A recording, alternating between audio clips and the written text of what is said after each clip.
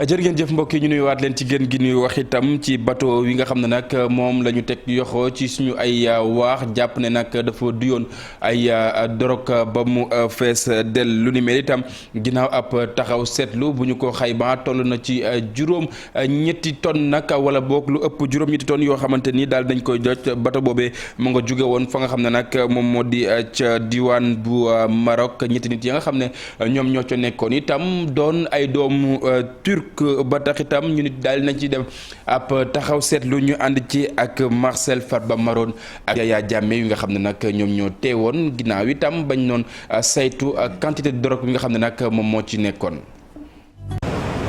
Ce navire sans pavillon national contenant du hashish en provenance du Maroc a été intercepté dimanche matin à 240 km au large des côtes sénégalaises. L'engin prenait la direction de la Guinée voisine. Une opération effectuée par le patrouilleur dénommé Kédougou, la vedette Lac Redba et une équipe des forces spéciales de la marine nationale. bateau bi daa defoon drogue bu bëri ñu gën ko xamee ci turu hashish ay soldats jàpp ko dimanche ci suba bateau bi daal di jóge réewu Maroc doon jéem a yegg Guinée patrouilleuru armée boobu ñuy tuddee Kédougou ak vedette bii di Lac Redba ak waa force spéciale bu marine nationale ñoo daal di taxawal bile opération tey ci fajar la mujjee yegg base amiral Faye Gassama. samedi ci ngoon lañu yeggal ni am na bateau bi nekk au large biñ ko yegee rek lañu yëkkati suñu ñaari gaal yi nekkoon géej yebal leen foofu ñu ànd ak force spéciale mer donc ñooñu ñoo chargé dox liggéey bi bu ñu àggee sur le terrain.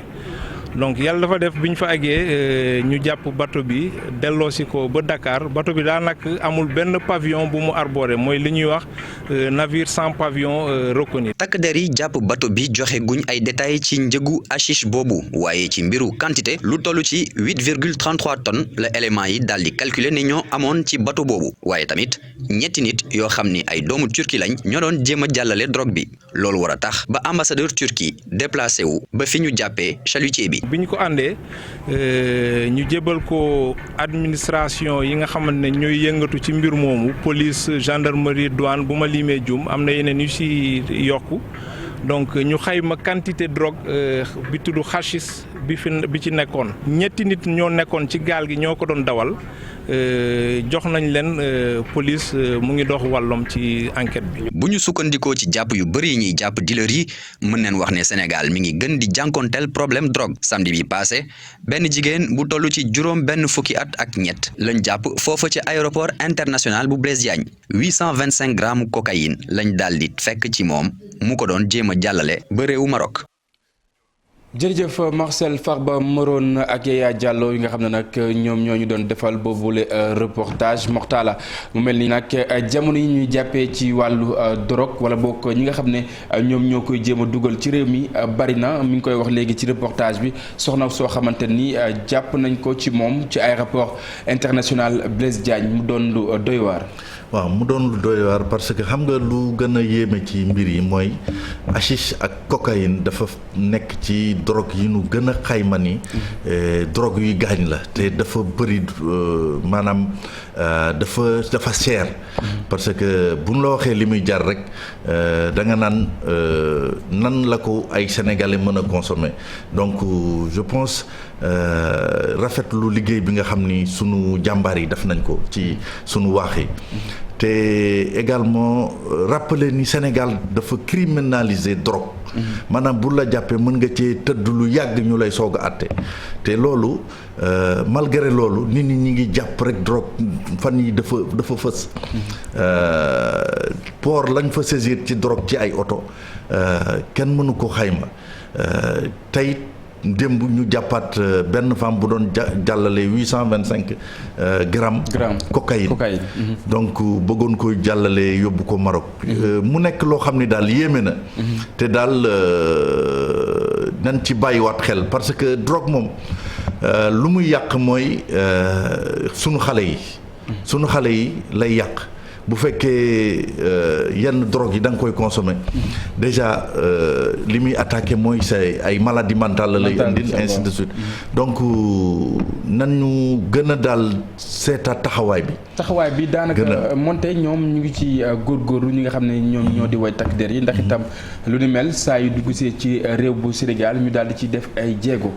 fan nga jàpp ne fa la mbir mu sooxee ba saa su nekk ñuy nemmeeku mbir mu ni mel. non xam nga nit ñi moom dañ di gën di xarañ. pour jàllale drogue parce que drogue léeg-léeg sax da nga koy jàllale ci ay mule mooy ñi nga xam ni dañuy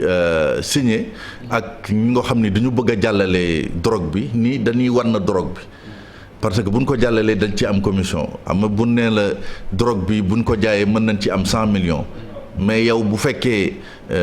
disons jàllale nga ko mën nga cee am 10 millions donc amoo dara loo def disons da ngay ça c'est tentant da ngay bëgg a jël drogue bi pour jàllale ko am say 10 millions moo tax daal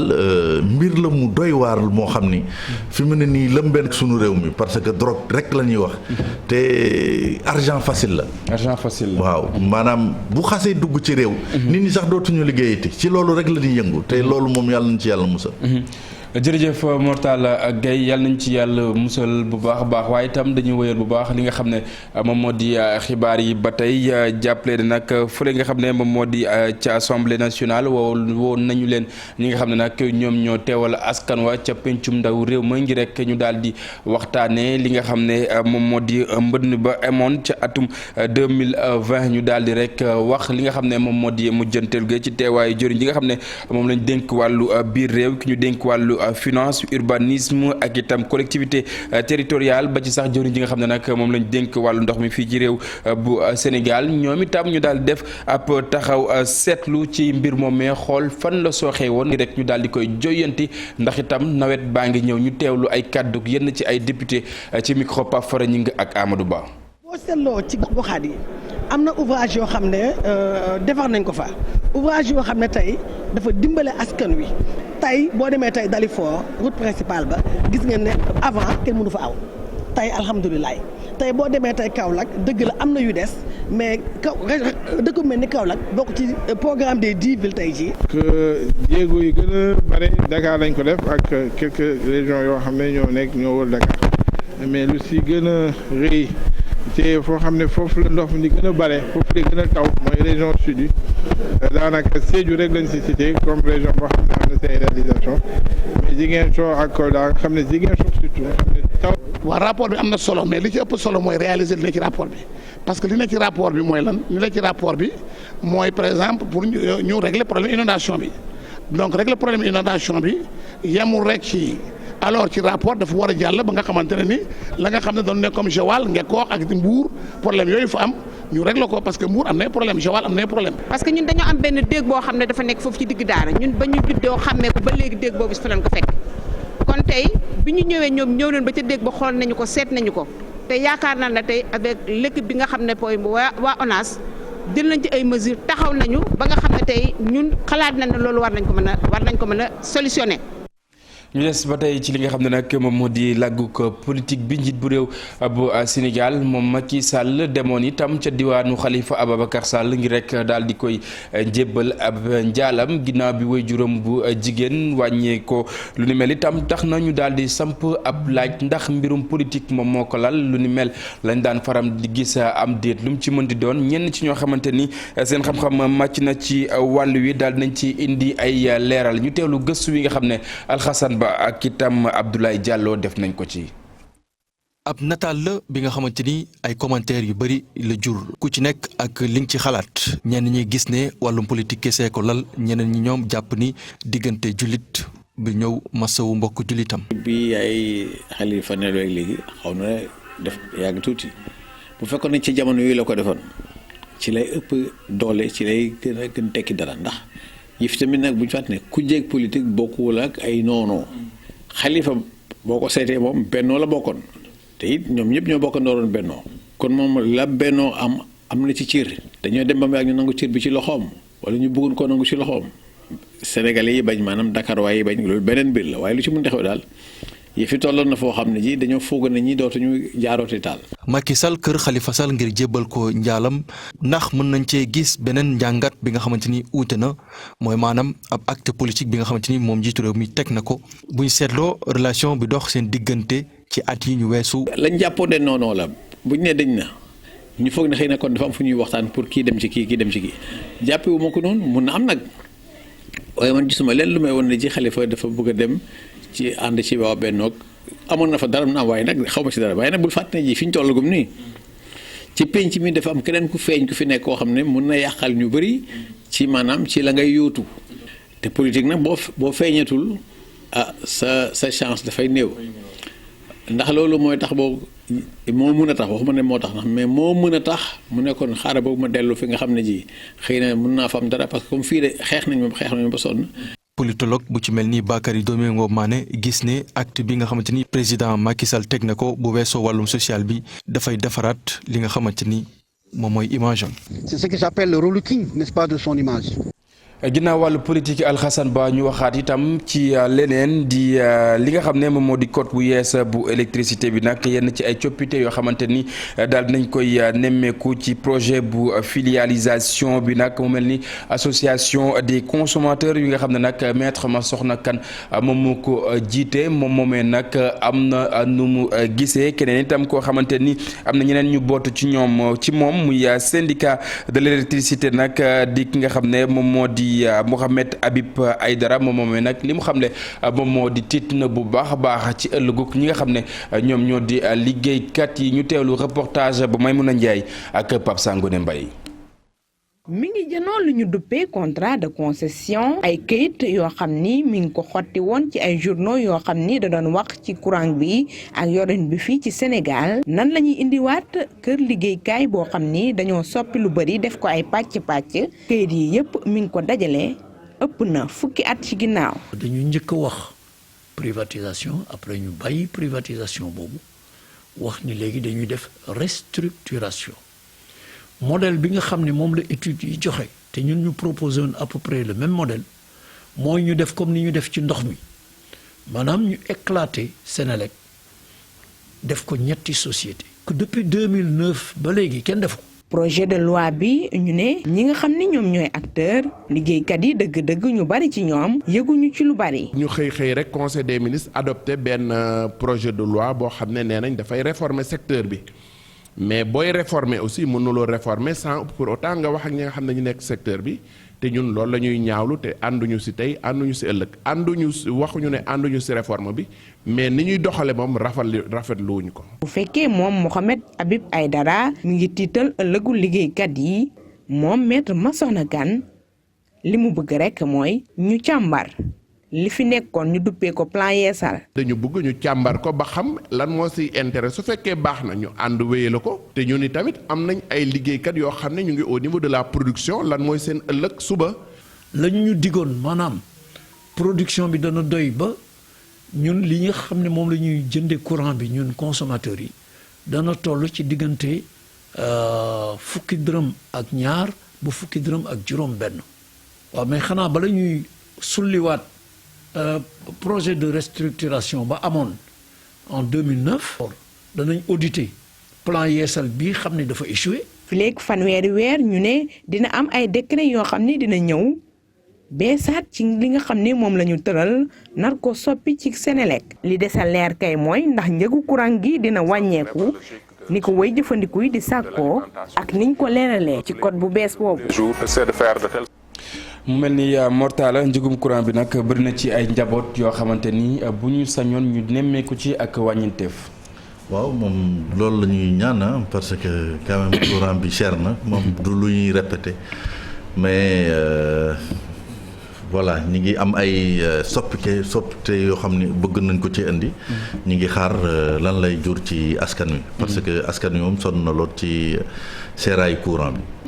courant bi cher na lool ñu wéyal ba tey li nga xam ne nag moom moo di xibaar yi mbokk yi wax itam ci leneen mu ñeel wàllu tàggat yaram rugby à 15 mu mel ne nag association sportive des forces armées du Sénégal daal dinay jërëti li nga xam ne nag moom moo di raw gàddu gi ginnaaw itam seen ak ndaje ak sans foot nag li nga xam ne moom moo di score bi nii rek la daal di tëree ñeent fukki bal ak ñaar jàpp ñeent fukki bal ak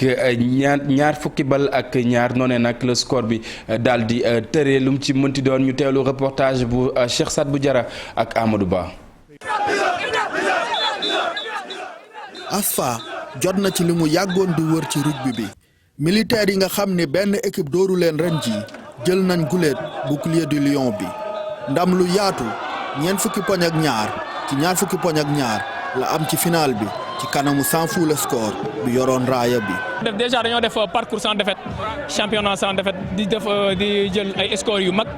ñu ne gagné wuñu équipe bu mag défi la woon donc moom mooy équipe bu mag bi donc relevé nañ défi ni comme lu ñu defoon feenee rek moom la ñu ñëw defaat fii dañuy ñëw pour leeral rek lu ñuy jëli la rek mais ñun xamoon nañ bu baax a baax ñoo ko moom c'est juste que pertoon nañ première finale à 7 bi ci ay détails yu ndaw erreur. moo tax erreur yooyu noonu ci lañ basé wu ñëw tey jii nii yàlla may ñu ndam rek moo desoon ci trophée yu ma dese woon moom laa doon ñaan yàlla jël naa trophée yëpp ba mu des boppu gaynde bi ak bii nii dama gëmoon ni sama bopp gëm li ma doon parce que yàgg naa mérite bi 2009 laa commencé rugby ba léegi bon je me suis dit que cette fois-ci du ma échappé parce que daaw échappé woon na ma. sans fou le score nangu li leen ASFA mënee ren jii. tey wax dëgg yàlla lu tax ba ñu perdre match bi c'est que dañu am benn équipe bu gën a aay dañuy waxante dëgg loolu moo tax tey amuñu regret ils ont très bien joué bali dafa génn rapidement et du coup on a dû tout le match aller les poursuivre pour ça donc vraiment c'est pour ça qu'ils ont gagné quoi ils ont été meilleurs dans le côté arrière. rugby Sénégal amal championnat bu neex ginnaaw bër bu yaatu. je trouve que c'est pas mal par rapport à l'arrêt qu'il y a eu de. résultat bu baax la bu ñu fàttali ko daaw. joué wuñu sax compétition même bu fekkee ne ay faute technique bëri woon na niveau bi baax na amoon na sax ñaari essais yoo xamante ne dañ ko dugal yuy fàttali championnat France. dans chaque équipe des fois ça manque de cohésion mais on a vu deux magnifiques essais. jël championnat bi te nërmeeluwul joueur bi gën a ràññeeku bokk ci moom ASFA dafa wane dooleem bu baax ci rugby à 15 bi ñuy laaj ndax du ndorteelu ay bu nar a yàgg. Cheikh Sadbou Diarra ginnaaw tàggat yaram ci biir réew mi ñu wutali ca biti réew wax itam ci leneen mu di Euro 2020 mënta ñàkk ci match yi nga xam ne am na ni ki démb Mortala mu nekkoon match woo xamante ni tension bi bari woon na lool. waaw xam nga dafa am benn woykat bu ni football yaa bëri doole. match bi mi ngi amee Bucarest. ca Roumanie. mais démb ba mu jeexee da ngay def ni Sénégal la amee. wala Sénégal sax moo doon football parce que ba ñu gañee France ñu bëri dañ ci gisoon seen bopp ndax yuuxu yi ñenn ñi mu am benn sentiment je sais pas kenn mënu ko expliquer. mel ni dañu yéene woon France loolu. xëy na sax yéene wuñ ko woon mais bon bett nañu bëri. parce que quand même France ci favori yi la bokkoon. nga xam ni attaque bi ñu doon wax naan mooy la meilleure attaque ñu ni France moo ko yoroon ndax am na Benzema am Mbappé am Griezmann. ñu yaakaar ni France boobu kenn mënu koo téye parce que France ñu fàttali ni ci coupe du monde bi Giroud moo doon nekk attaquant France mais pare na coupe du monde bi yëpp te dugalul but. loolu moo jaaxaloon ñëpp. pare coupe du monde France gagné coupe du monde te Giroud dugalul but mooy attaquant bi. donc mu jaaxaloon ñëpp gis nañ nag ci Europe bi amoon na yaakaar. bon dañuy fàttali rek dañuy jox leçon d'humilité parce que Pogba mi nga xam ni moo nekk mën nañu wax ni l'homme du match sax. ci égalisation Suisse bi ci moom la jóge ndax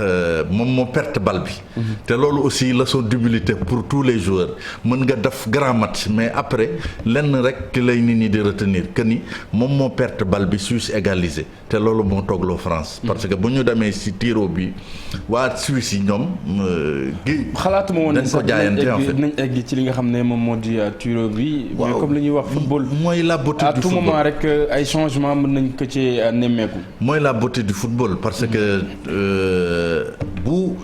Hugo Lloris arrêté wul woon penalty bi nga xam ni indi nañ ko te Pavard indi ko bu ko arrêté wul woon xëy na heure bi sax kenn du wax ay penalty parce que match bi mën na am beneen tournant parce que moment boobu 2-0 lay doon te xëy na France après dina am ay jafe-jafe pour dellu si parce que physiquement joueurs yi ñu ngi doon baissé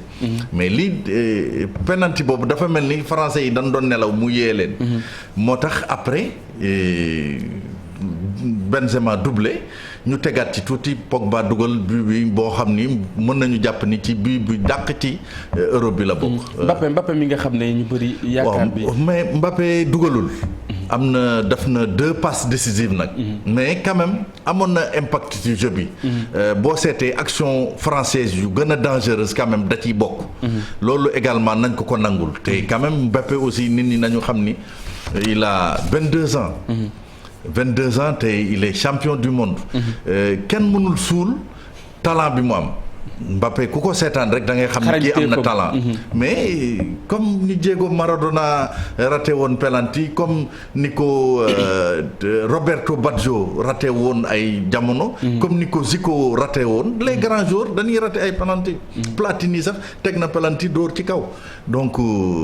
voilà ku koy dóor a koy raté am na responsabilité jël ko moo doon 5e tir mooy courage bi nga xam ne am na ko bon malheureusement duggul France day toogi après jàngat bi mooy Deschamps 6 mois moo ko desee mu jeexal ci nekk coach équipe de France fi mu ne nii nag Zidane amul club Zidane moo doon entraîneur Real de Madrid def jàlloore yu rëy ca France fi mu ne nii amul club ñëpp ñi ngi xalaat ni nag boo seetee français yi démb ni ñuy tiré ci Deschamps même parti sax ni il est devenu ils sont devenus champions du monde grâce à Didier Deschamps boo seetee critique yi acerbe bi ñu koy def après da ngay wax ni quand même Deschamps boo moytul mën na déposer démission te bu ko déposer mën nañu agiter l'option Zidane. mu mel ni démb match bi amoon na solo lool ci li nga xam ne nag moom moo di tension foog naa ni mbokk téléspectateurs yu télévision Futur Média ak itam auditrices yu RFM ñu ngi ko doon teewlu bu baax a baax ci li nga xam ne nag moom moo di suñu ay antenne Mame Fatou Ndoye Cheikh Tidiane Diawo ak ñi nga xam ne ñooy faral di ànd ak ñoom saa su nekk avant pendant ak itam après dem nañ ci jàngat bu am solo ñuy wax rek ne noonu lay wëyee ci télévision Futur Média wala bokk ci groupe Futur Média di ngeen am match yi ci li nga xam ne nag moom moo di suñu